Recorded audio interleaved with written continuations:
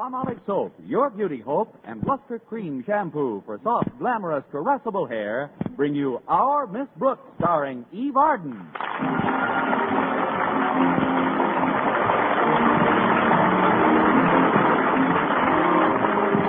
most people, a warm May day suggests a drive in the country or a leisurely picnic.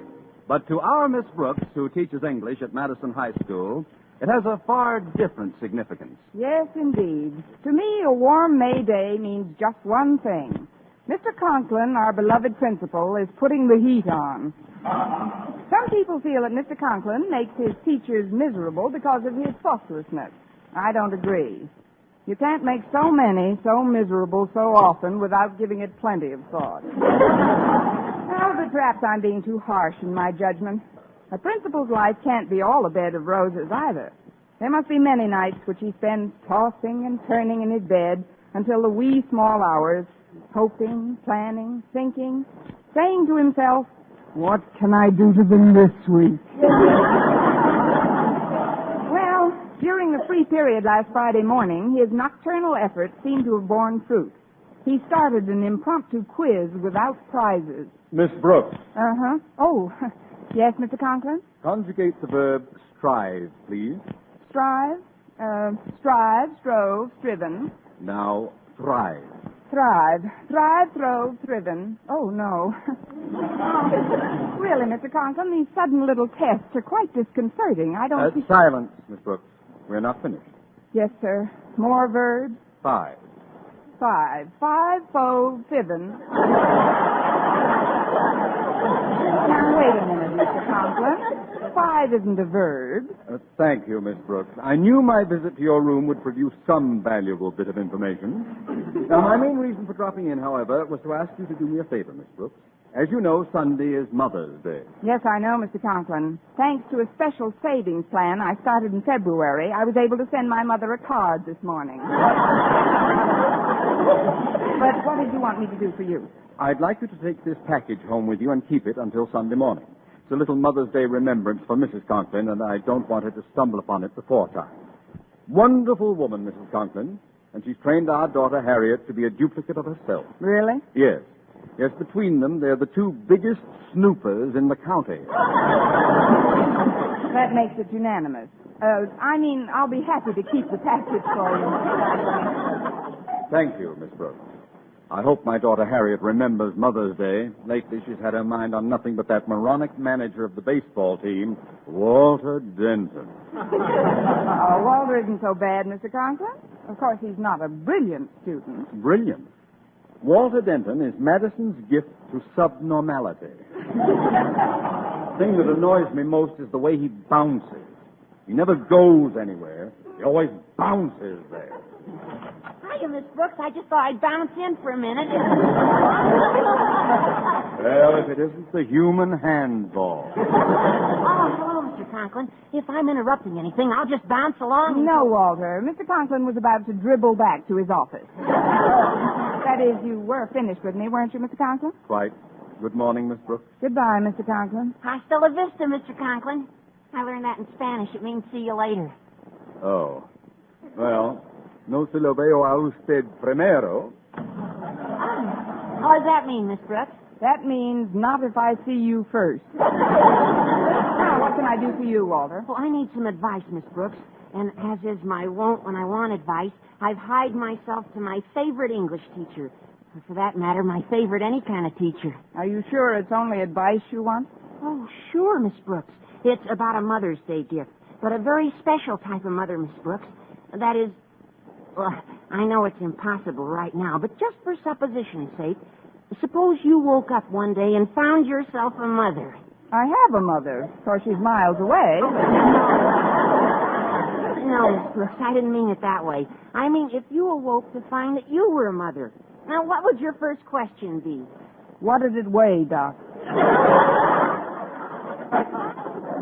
Are you sure, Miss Brooks? Are you quite certain you wouldn't say, how is my husband? Not me. I might say, who is my husband?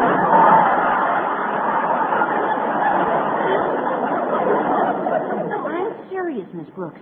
My dad told me that was my mother's first concern after she knew that I was all right.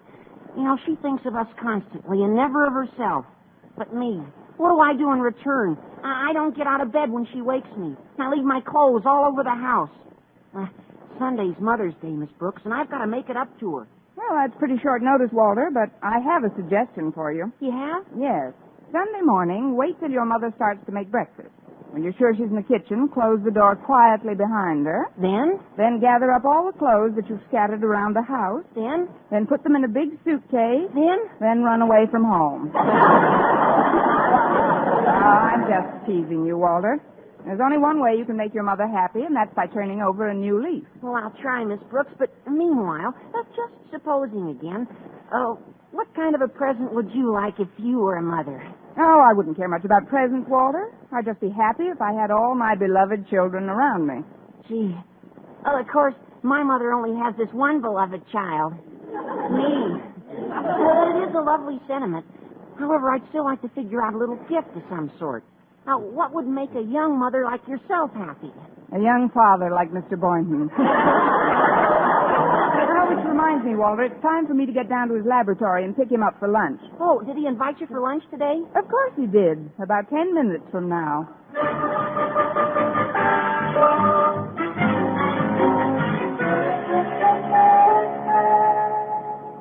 Now tell me, Walter, were you able to find out what kind of a gift she'd like? I couldn't find out a thing, Harriet. But we've got to get her something.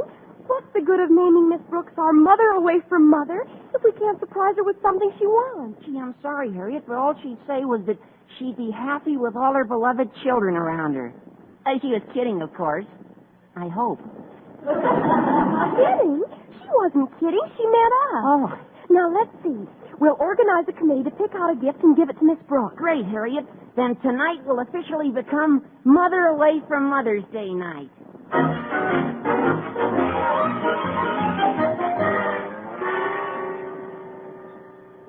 Well, now that we're finished with lunch, Miss Brooks, I've got a surprise for you. Surprise? What is it, Mr. Boynton? Guess. You're picking up both checks. No. I'm picking up both checks. No. Then I give up. Miss Brooks, I want you to meet my folks. Why, Mr. Boynton, you've only known me for 5 years. This is so sudden. I just found out they were coming to town myself. You see, they usually spend Mother's Day with my married brother, but Mom decided that this year it's my turn. To do what? Oh, your turn to spend Mother's Day together. That's right. You'll love my mother, Miss Brooks. She used to be a school teacher, too, you know. As a matter of fact, she worked herself up until she was a principal. You got to get pretty worked up to be a principal. Oh, I'm sure we'll get along splendidly. And you'll be crazy about my dad. Oh, what a sense of humor he's got. He's the one who told me the joke about the quizmaster who called out, "I've got a lady, doctor," but before he could ask her any questions, she stuck a thermometer in his mouth and took his pulse. Isn't that a scream? Your father sounds like more fun than a barrel of nothing. May I ask you a rather personal question about your folks? Oh, certainly, Miss Brooks. What is it? How long did they go around together before they were married? 9 years. I see.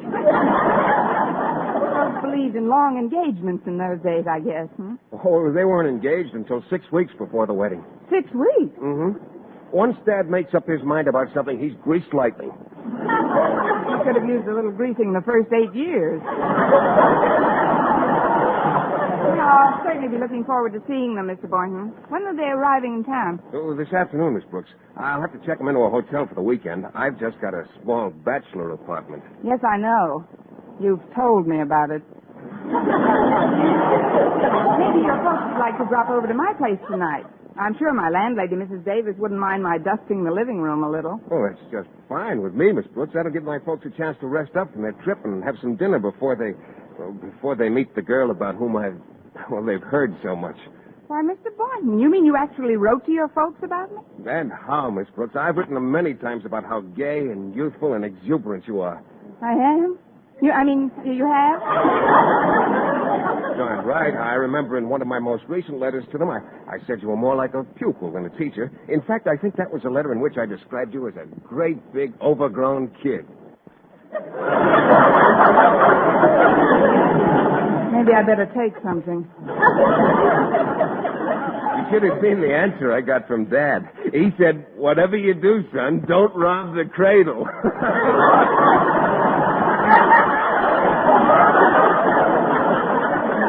Yeah, leave it to Dad.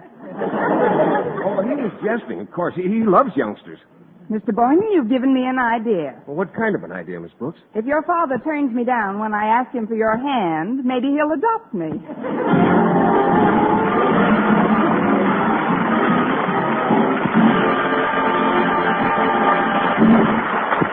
Our Miss Brooks, starring Eve Arden, will continue in just a moment. But first, here is Vern Smith. Here's wonderful news, ladies. Wonderful, wonderful news. Now there's something thrillingly new in Palmolive Soap's famous Beauty Lather. Yes, something thrillingly new. Palmolive's famous Beauty Lather now brings you new fragrance, new charm, new allure. Millions of women will prefer Beauty Lather Palmolive over all other leading toilet soaps the minute they try it. For Palmolive Soap's famous Beauty Lather now has a new, clean, flower-fresh fragrance for new allure, new charm. So, ladies, forget all other beauty care and use Palmolive Soap the way doctors advise for a lovelier complexion. Just stop improper cleansing and instead wash your face with Palmolive Soap 3 times a day, massaging Palmolive's wonderful Beauty Lather onto your skin for 60 seconds each time to get its full beautifying effect. Then rinse. That's all. All types of skin, young, older, oily, respond to it quickly. Don't wait another day to try Palmolive's Beauty Lather. You'll be thrilled by its new fragrance, new charm, new allure. Thrilled again by the fresher, brighter complexion doctors prove may soon be yours. For new loveliness all over, use big bath-size Palmolive in tub or shower.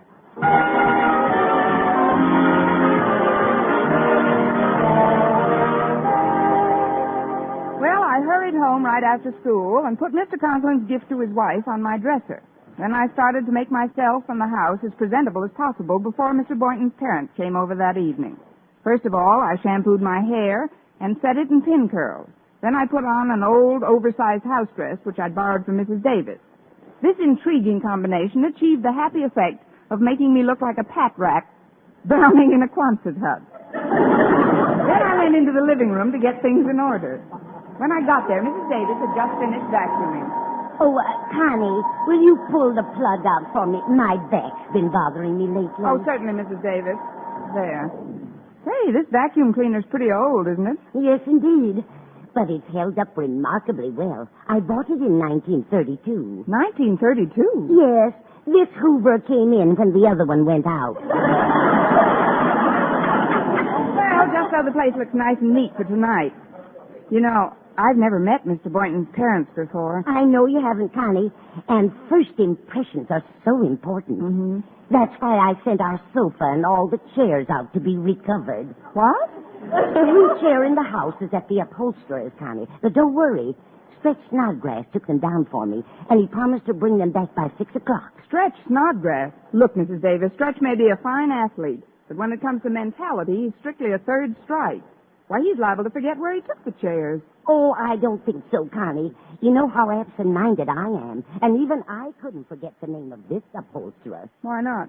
Because he has a very odd name. What is it? What is what? The name. Whose name? The upholsterer. Upholsterer? Yes. Look, Mrs. Davis, the sofa and all our chairs are being recovered today. Well, they can certainly use it. Where did you send them, Connie? Fellow with a very odd name. I never can remember it. I'm sure it'll come back to you later. Now, if you'll excuse me, I've got to get out and back and look for our cat. Minerva? Is she missing again? Mm-hmm. She had a date this morning. A date? Yes, I heard her making it last night. But she should be back by now. She knows how I worry about her. Well, you let me know if she comes in the front way, Connie, and I'll take a look back here. All right, Mrs. Davis. That's funny. Minerva never bothered to ring before. How do you do, my dear? How do you do? I'm Philip's mother. Philip? Yes, Philip Boynton. I'm Mrs. Boynton. But that's impossible. You won't be here till tonight.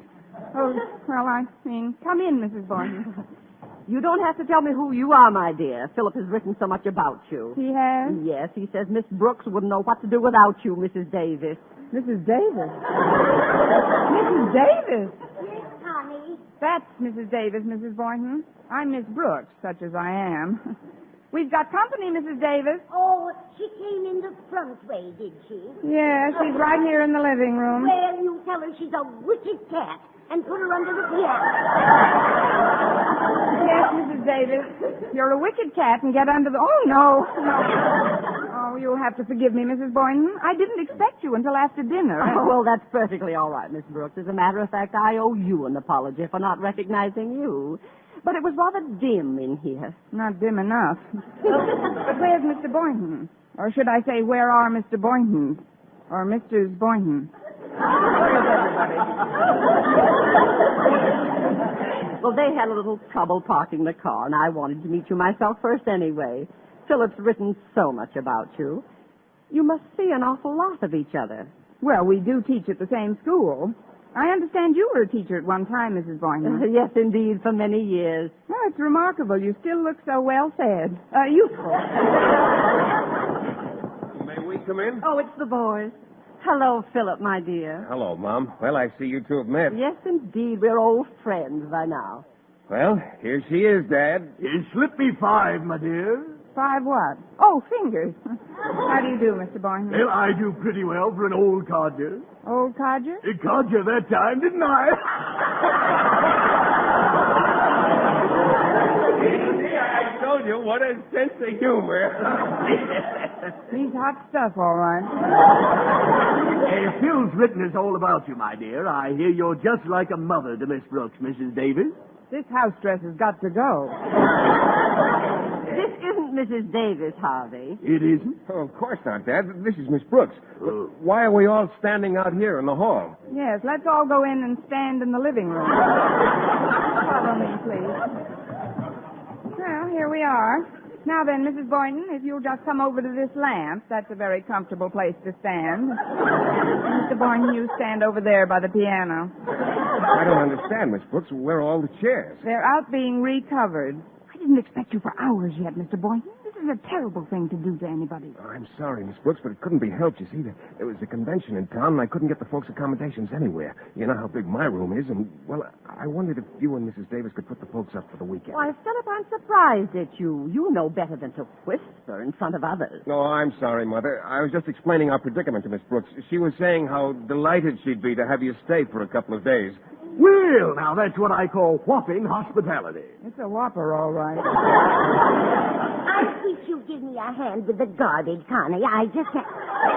Oh, I beg your pardon. This is Mr. and Mrs. Boynton, and this, contrary to popular opinion, is Mrs. Davis. How do you do? Hello, Mrs. Davis. Good afternoon, Mrs. D. Nice little place you've got here. I just invited the folks to spend the weekend with us, Mrs. Davis. If you don't mind my doubling up with you, I figured they could have my room. Oh, that's perfectly all right.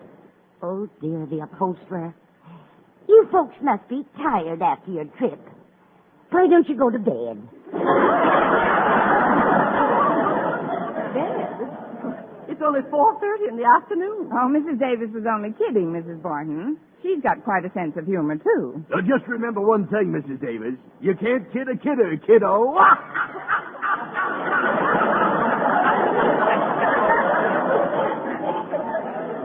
Doesn't he get off some cracks, Mrs. Davis?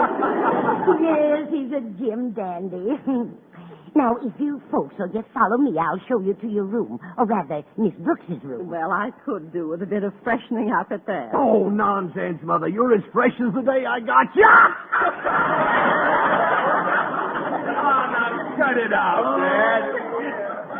Yes, cut it out, Dad. Oh, what am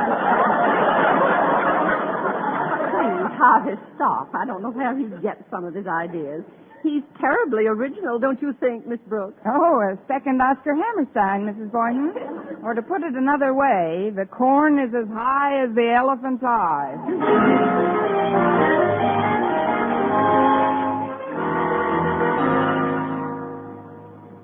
Well, Miss Brooks certainly has a comfortable room, Harvey. Yes, indeed. That shower and a little cat nap's just what the doctor ordered.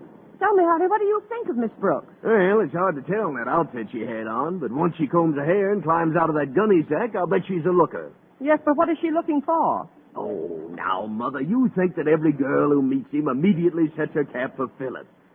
Hey, what's this package on the dresser here? It says, for Mother. Must be for you. Oh, wasn't that thoughtful of Miss Brooks? She got a Mother's Day gift for me when she heard I was coming. I'm going to open it right now. Oh, but Mother's Day isn't until Sunday. Well, you know I'd never have the patience to wait. Let's see.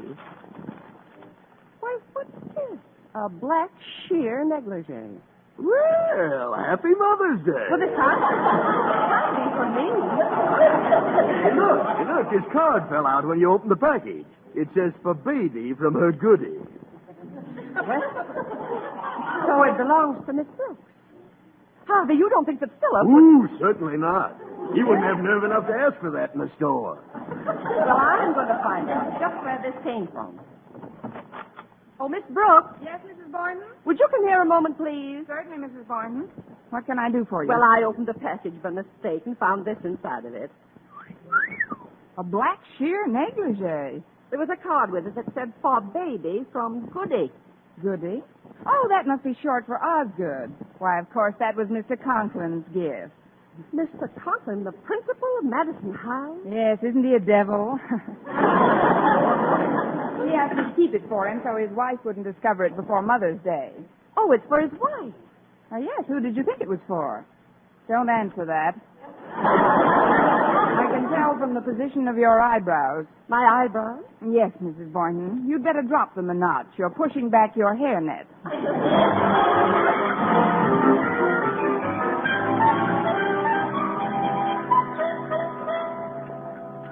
Well, it certainly was nice of you to invite us all to dinner, Mrs. Davis. Yes, indeed. It's delicious, too. Thank you, both of you.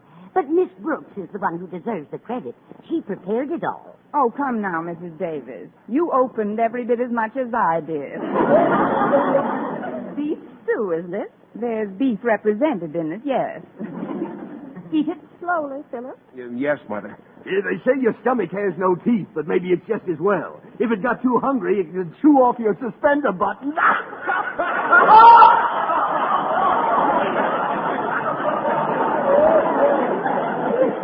He always gets me when I've got a mouthful. Now, Philip, he's such a baby. Yes. He's nothing but a great, big, overgrown kid. Now, that's funny. That's the same phrase that Philip used in describing you in one of his letters. Well, she is, Mother. You ought to see her around the school. Why, the students just treat her like one of themselves. Oh, yes, indeed. We kids have some great old times together. Oh, I'm glad. I like Philip to have lots of youthful friends. The younger, the better. Well, they don't come much younger or better than Miss Brooks, Mother. Well, thank you, Mr. Boynton. Call me Philip tonight. I'll answer it, Connie. Excuse me, folks. I wonder who that could be.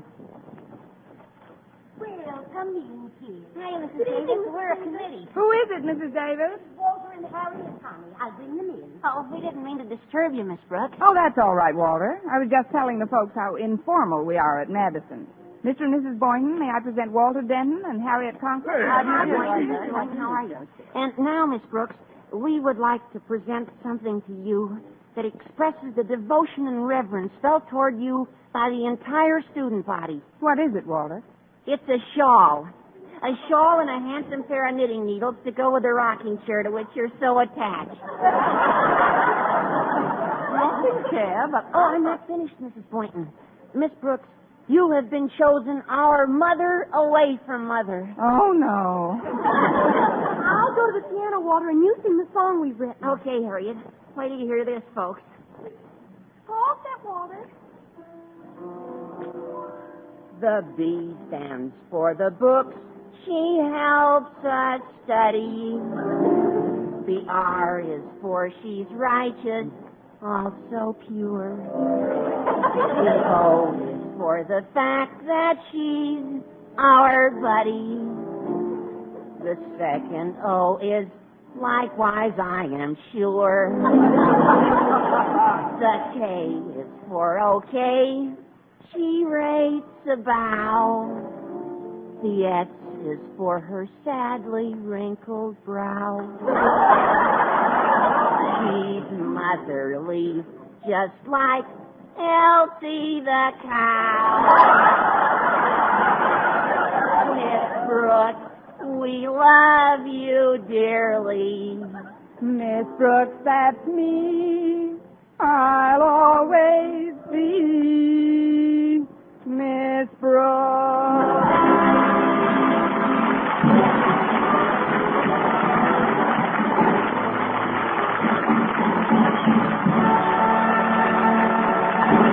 Eve Arden as our Miss Brooks returns in just a moment, but first... Dream girl, beautiful luster cream girl. Tonight, show him how much lovelier your hair can look after a Luster Cream shampoo. Only Luster Cream brings you Kay Dumit's magic formula blend of secret ingredients plus gentle lanolin. Gives loveliness lather even in hardest water. Glamorizes your hair as you wash it. Luster Cream. Not a soap, not a liquid, but a dainty cream shampoo. Leaves hair fragrantly clean, free of loose dandruff, glistening with sheen, soft, manageable. Gives new beauty to all hairdos or permanents. 4-ounce jar, $1. Smaller sizes, either tubes or jars. Tonight, try Luster Cream Shampoo and be a Dream girl, beautiful luster cream girl. You owe your crowning glory to a luster cream shampoo. And now, once again, here is our Miss Brooks. Well, several days later, Friday night came to an end. As I escorted Mr. Boynton to the front door, he was in a strangely mellow mood. You know, Miss Brooks, I'm a man of many dreams, but more often than not, I find I'm shooting too high. Shooting too high, Mr. Boynton? Well, yes. In trying to find the right girl, for instance, it seems that subconsciously I'm always looking for a girl who's just like my mother. Attractive, yet sweet and unselfish. Well, don't give up the search, Mr. Boynton. Someday you're liable to find such a girl right under your nose. And I think that's a very nice location. What I mean is, when you gave up your room for Mother, I suddenly realized that you're not only attractive, but also sweet and unselfish. So, Miss Brooks, instead of just shaking hands like we usually do... Yes, Mr. Boynton? I'd like to say goodnight to you the way I do to my mother. With a kiss. A kiss, Mr. Boynton? Yes, on the forehead. There you go, shooting too high again. Next week, tune into another Our Miss Brooks show brought to you by Palmolive Soap, your beauty hope, and Luster Cream Shampoo for soft, glamorous, caressable hair. Our Miss Brooks, starring Eve Arden, is produced by Larry Burns, written and directed by Al Lewis, with music by Wilbur Hatch. Mr. Boynton is played by Jeff Chandler, Mr. Conklin by Gail Gordon. Others in tonight's cast were Jane Morgan, Dick Crenna, Gloria McMillan, Frank Nelson, and Myra Marsh.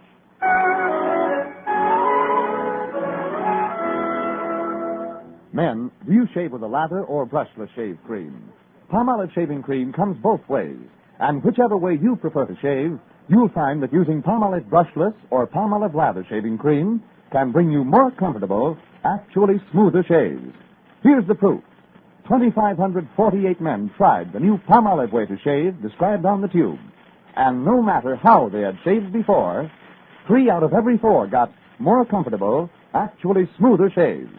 Get Palmolive brushless or Palmolive lather shaving cream today. For mystery liberally sprinkled with laughs, listen to Mr. and Mrs. North, the exciting fun-packed adventures of an amateur detective and his beautiful wife. Tune in Tuesday evenings over most of these same stations. And be with us again next week at the same time for another comedy episode of Our Miss Brooks. Bob Lamont speaking. Stay tuned now for Life with Luigi, which follows immediately over most of these stations. This is CBS, the Columbia Broadcasting System.